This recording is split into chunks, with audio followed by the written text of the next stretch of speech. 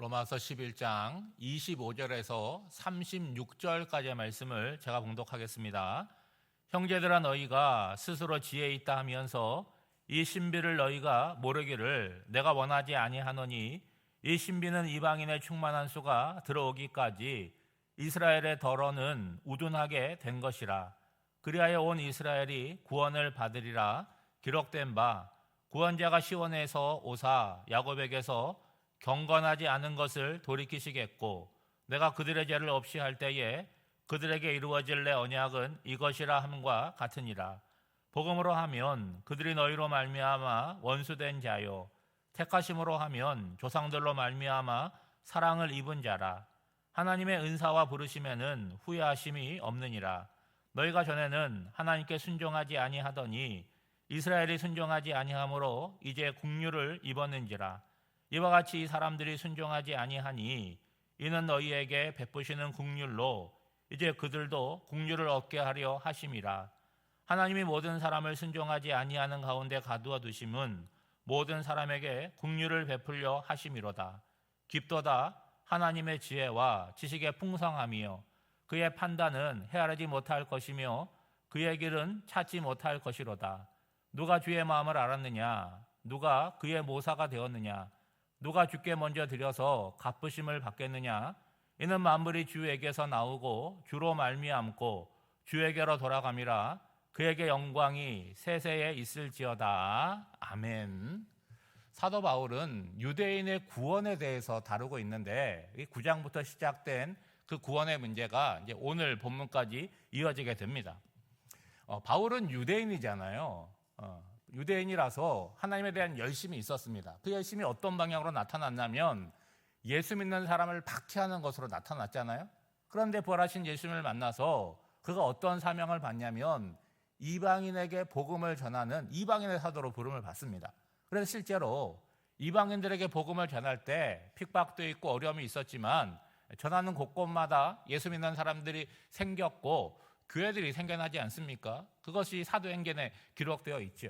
근데 바울이 무엇을 생각하냐면 이방인들은 예수를 믿고 구원을 받는데 내 동족 유대인들은 왜 예수를 거부하느냐, 그것에 대해서 많은 고민, 고통, 그것을 느꼈습니다.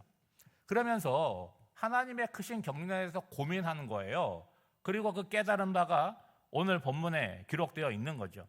그러니까 오늘 현실만은 바라보면 답답하고 고통이 있는데 하나님께서 이루어 가시는 그 미래적인 경륜을 생각할 때에 뭐 하는 거예요?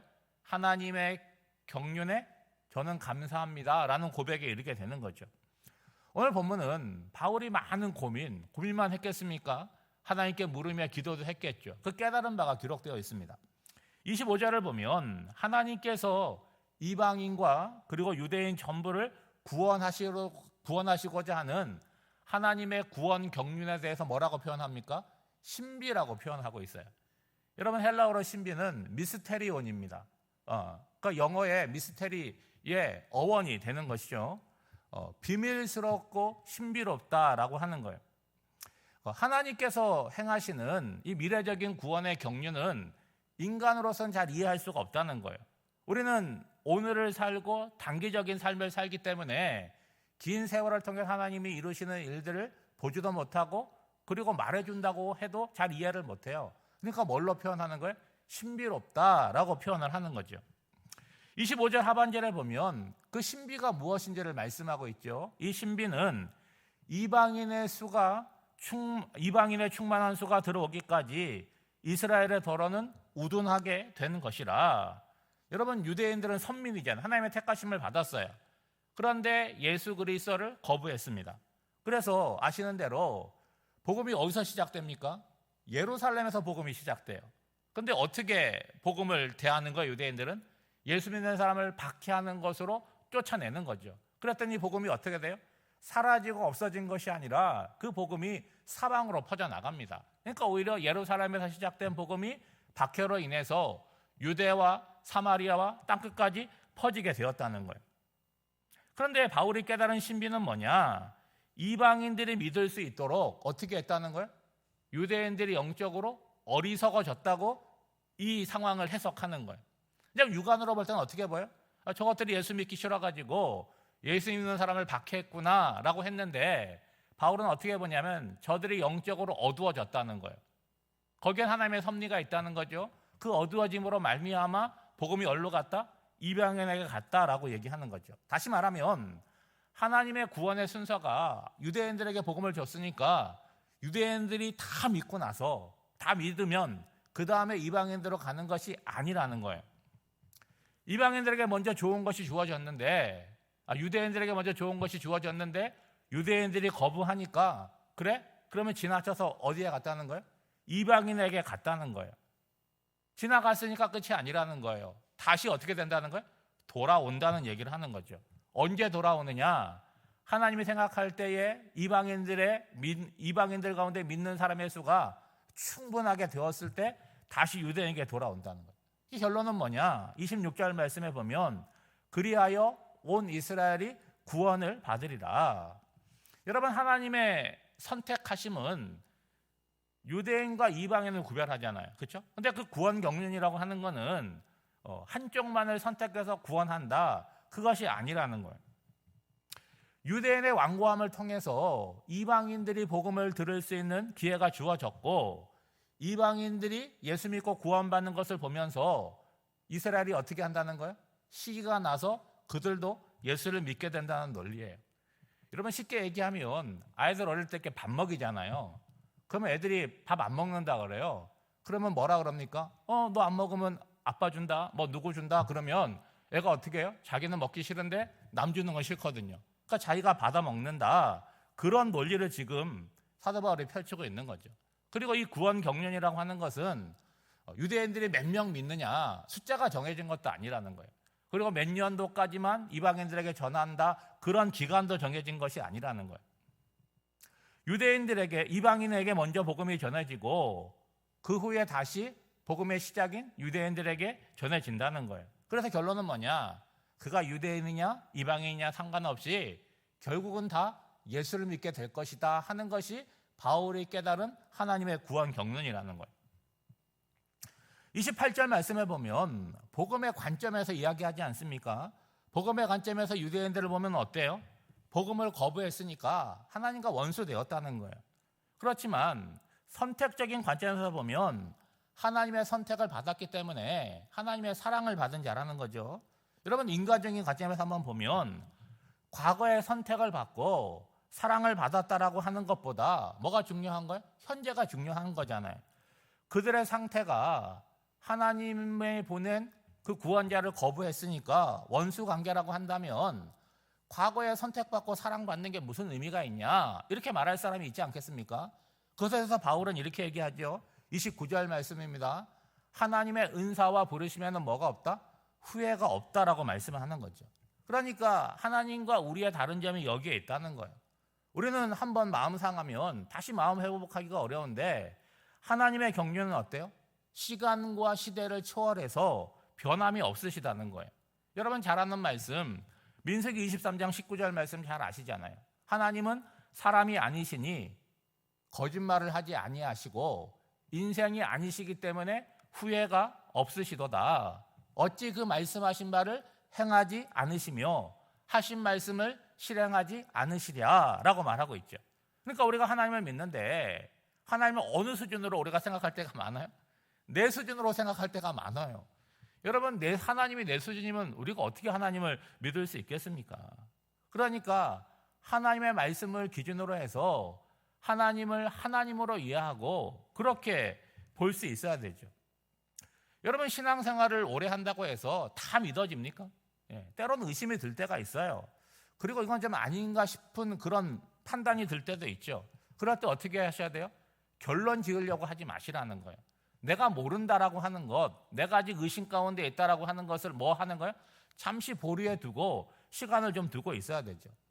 여러분 30절과 31절을 보면 패턴이 나오는데 하나님에 대한 불순종이 먼저 있었다는 거예요. 그런데 불순종으로 끝나는 것이 아니라 그 불순종한 자에 대한 하나님의 긍휼하심이 따라온다는 거죠. 여러분 처음에 이방인들은 하나님을 믿지 않았어요. 왜 믿지 않았습니까?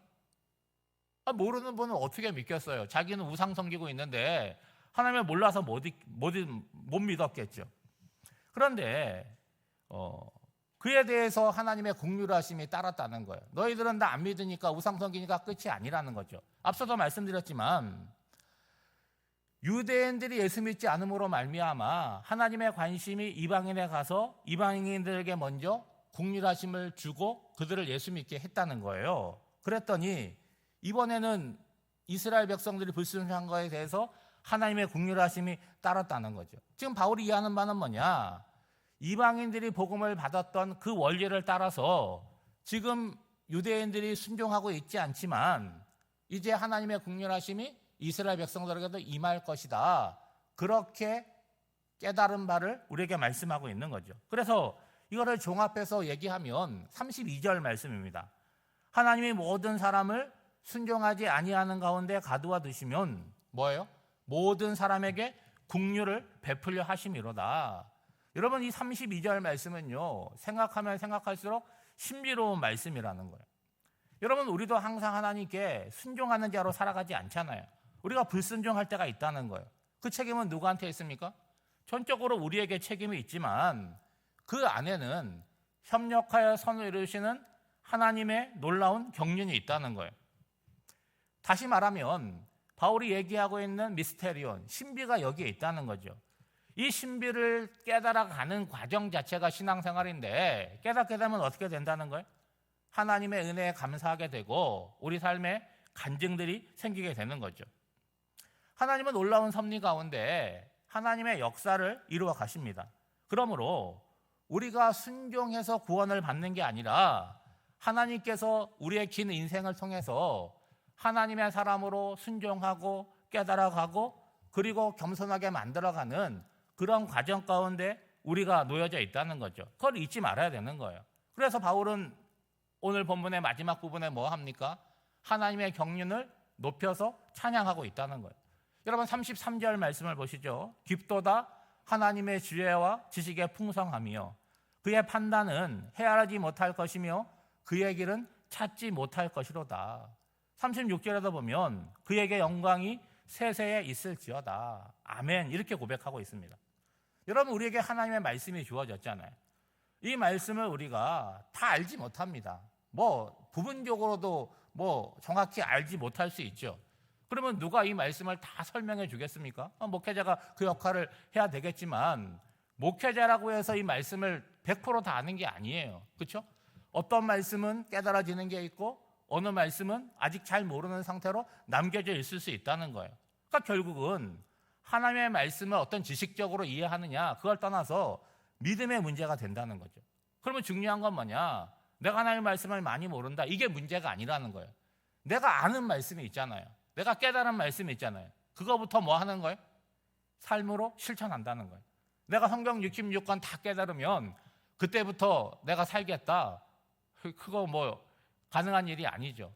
내가 한 말씀 깨달으면 그 한 말씀 살고 삶으로 또한 깨닫는 것이 있는 거죠. 그래서 조금씩 알아가는 것이고 내가 잘 이해하지 못하는 말씀이 있는데 그거를 잘못되게 해석해서 알려고 하지 말고 내가 분명히 깨달을 때까지 뭐 하는 거예요?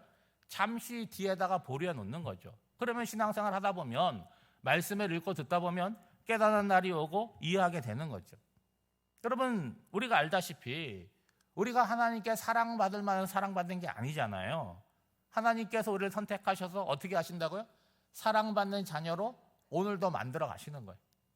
여러분 신앙이 제대로 들어가면요 우리 스스로를 볼 때 답답해 보여요. 와, 나는 이렇게 변하지 않고 늘 그대로일까? 근데 그거는 굉장히 신앙의 좋은 모습이라는 거예요. 왜냐하면 자신의 모습에 대해서 안타까워하면 그 방향이 어디를 향해 가겠습니까? 하나님을 향해서 가고 좋은 방향으로 갈 수밖에 없는 거죠. 그러니까 오늘 한날을 살아갈 때도 나에게 소망을 두지 마시고 우리를 선택하시고 사랑받는 자로 이끌어 가시는 하나님께 소망을 두고 살아가는 저와 여러분이 되시기를 주님의 이름으로 축복합니다. 기도하겠습니다.